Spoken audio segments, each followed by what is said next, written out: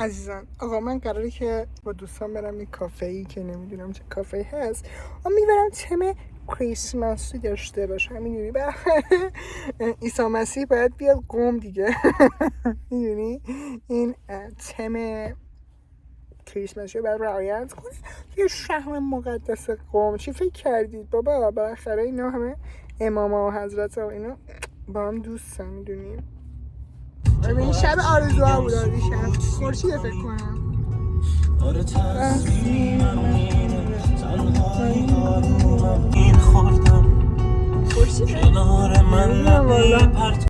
آخه ازم بگیری ماکارونشو ببین، ماکارونشو ببین بیسکولیه.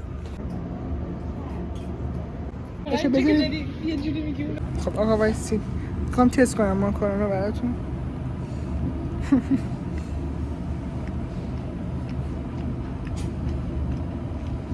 چای گرفته بود دستت بگی یک سمت بیاید با هم تست کنیم بچه ها. وایسا من که اینشو گاز زدم نصف میکنم.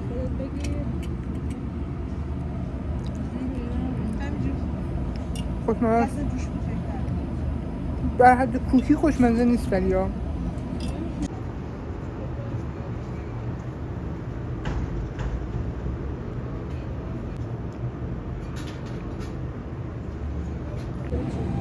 خیلی خوشمزه بچه مثل مستر تسته شدم. آقا پاریس برستش خیلی خوشمزه است واقعا خیلی خوشمزه. با مستر تسته دیدی گفتم قشنگ کلا آب برگه است. هلو برگه است دیده. کجا برگشت چای مزه آب برگه. اگه آقای اینو بفهمه کانسپتش میگه زیر سوال چای هلو، من میگم مزه آب برگه.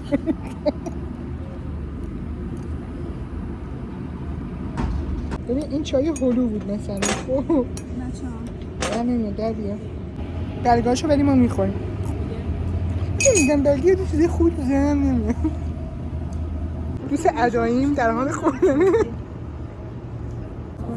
گوشی تو 16 دیگه.